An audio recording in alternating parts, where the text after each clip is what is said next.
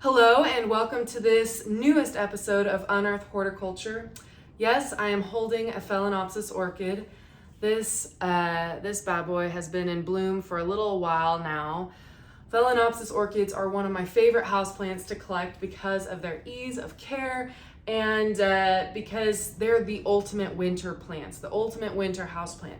Not only do they cope pretty well with low light levels and dry air, they also have a blooming cycle that naturally causes them to bloom in winter months. So that provides a little bit of interest and color in your collection when it's a little bit more gloomy outside. So that was my little Phalaenopsis orchid plug. You know that I love them. But the real topic of this video today is all about plant supports.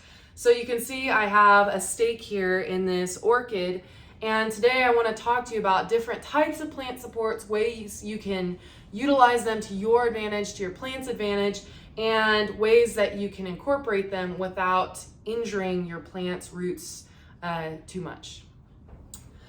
So the first plant support that I wanted to talk about is the trellis. And the reason I like plant trellises is because they allow for more artistic effect with your plants. They allow more negative space so you can see through the plants, and it allows that light to penetrate. So there's also an added health benefit for the care of your plants. Because all of the vines can be a little bit more spread out, there's more leaf area exposed to more light intensity. So plant trellises are great in that way. This is my painted lady philodendron, and I love her a lot.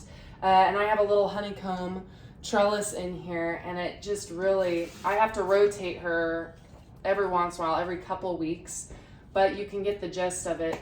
One thing about trellises is that they're a limited space, so they're not very big oftentimes, so you have to work with wrapping vines back down in, and eventually your plants will outgrow it unless you have a habit of trimming and pruning back plants, which not many houseplant enthusiasts are gutsy enough to do that. So that topic's for another episode.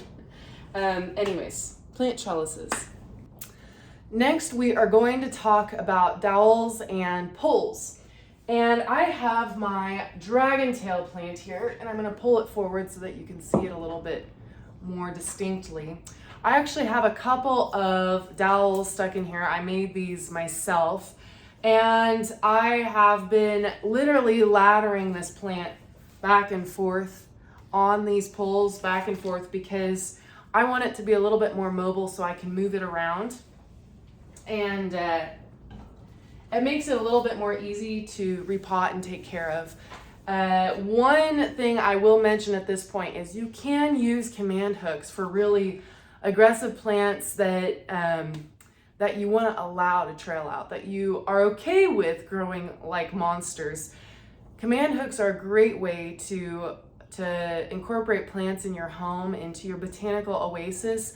It's just not always for everybody. So dowels are a great option for climbing plants, and you can always ladder them back and forth. Okay, so I wanted to talk about Phalaenopsis orchids again. I wanted to touch on them. And one of the reasons is they're very popular, and when they rebloom, people oftentimes struggle with knowing how to stake the plants. So I'm going to demonstrate that here in a second. But I wanted to mention, look how wonky this orchid is. Part of the beauty of orchids is that they do kind of have an organic, really wonky shape to them, and that's okay. Don't stress out, but it's really important to support them, because if they get a lot of these heavy blooms on them, sometimes it can weigh the spike down to the point where it snaps. So staking flower spikes is really an important method with orchid care to help them bloom for the longest amount of time possible. Sometimes, as is the case with this red sun philodendron hybrid, you need to add a stake so that it doesn't completely flop over. While this plant isn't necessarily what I would call a climber, it's more of a bushy type plant, but it does have a vertical growth habit, and its stem does continually grow upward more than bush outward and branch outward. So having a stake to help support it as it gets larger is definitely helpful. Sometimes plants, as in this Peperomia obtusifolia are kind of fun to just let flop over the sides. This plant will continually grow upwards, and some people do like to stake these, but I think it's kind of fun to let them kind of just grow outward and grow a little bit crazy.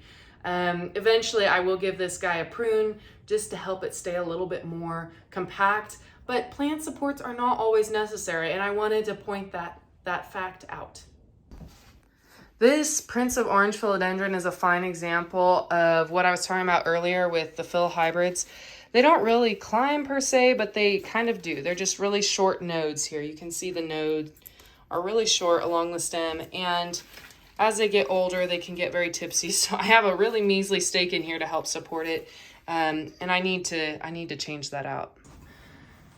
So here I am in my laundry room again, and I have a Florida green philodendron. You have seen this in videos past, and it clearly needs support. Look at this thing. It is just vining, it's flopping all around.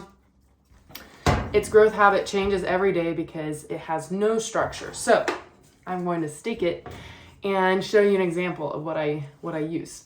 So this is a dowel rod, and oftentimes I give these away with plants on the bus if they're climbers. They come with them. And I also have a roll of Velcro. You can order this on Amazon for really cheap. And the reason I use Velcro as ties for my plant supports is because you can use the soft side around the stem of the plant, and they're relocatable. They're not going to mar the soft new growth of your plant, and really adaptable. You can cut any lengths. It's a really handy attachment device. All right, so a lot of people get scared when they are putting a dowel into the root zone because they're worried that it's going to break roots and it's going to damage the plant.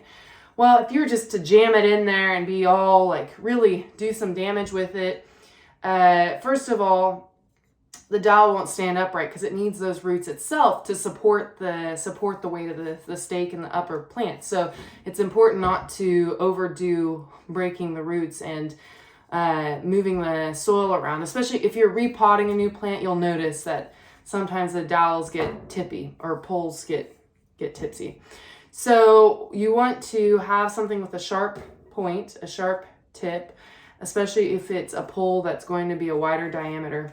And you're going to go as close to the base of the vine as possible. If there's multiple vines, as close towards the center as possible. And then you're just going to slowly feel for it and kind of twist it down in there. Yes, you are going to break some roots. That is just a given. But hopefully you can minimize damage and it won't be a big deal.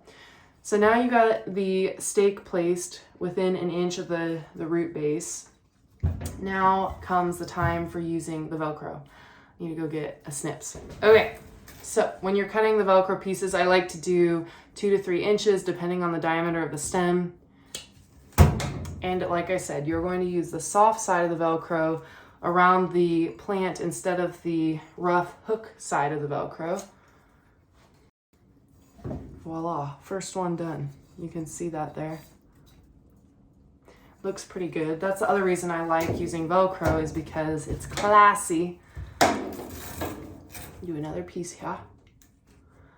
The other thing is you can reuse it, so if something at all happens to your plants, which I hope not, then you can reuse the Velcro that you've used on a plant from previous. Depending on how big your plant is when you start this process, you might not have very many to do. Well, I waited a long time because I knew I wanted to shoot this video, so this was the perfect plant for the demonstration. Another thing to mention, don't worry if it looks all funky like this one does right now, because you have to remember these leaves are oriented towards where the light was existing, where it was shining on the leaves, so they will reorient themselves. So don't worry about that. The new growth will reorient. One thing I'm noticing right off the bat is that this is already the full length of that stem. So I might be giving this a trim and trying to initiate some new growth down lower on the plant to try to halt some of that growth. So I'll keep you updated so you can see how that process is going. Next, I wanted to talk to you about orchids, staking orchid flower spikes. So I've got an example of a new flower spike forming here, and you can see the tip right there. It's really important not to break off the tip in this new stage because that's where all the hormones are coming from that are encouraging bud development and growth of this flower spike. Now, I started training this spike when it was about yay tall, so about 3 inches tall. And you have to remember that new growth is always a little bit softer than older growth. So it can be marred and broken more easily. And so it's really important to be gentle with it and to allow expansion. So I like using clippies for this. I have bamboo stakes, and this is how they do them in the commercial growing world of Phalaenopsis orchids. They take clippies, and then you just want to clip your flower spike between the nodes. And I'm going to show you here what I'm talking about. So the nodes are these little bumps along the stem. And if you clip on one of those nodes, it can cause damage to the plant or not allow great expansion of cells. So it's important to clip between those nodes. They're like little placeholders for your plant. And it will continue to grow up and up and up, and you can keep adding clips. You can move the clips. I have a really tall stake in here, so it's got lots of room to go if it wants.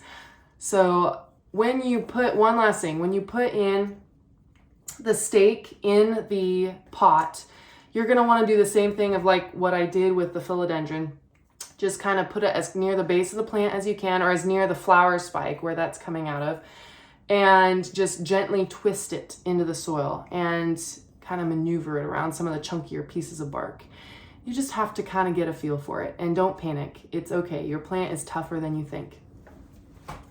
I hope you enjoyed this short but sweet episode about supporting your plants. If you have any specific questions, make sure you join Renata's Garden Club so that you can get pro tips 24/7 with your personal in-pocket horticulturist. Or you can also drop comments in the questions in the comments below, boy. And until next time, you've been watching Unearth Horticulture.